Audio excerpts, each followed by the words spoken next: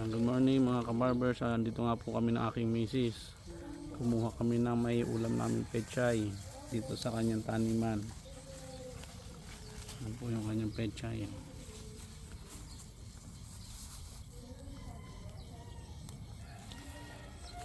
Ito pa di oh.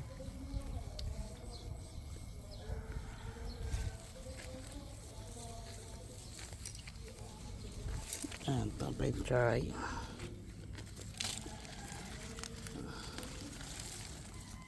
Ito po oh, yan po yung pechay. Ang ulam po namin ngayon.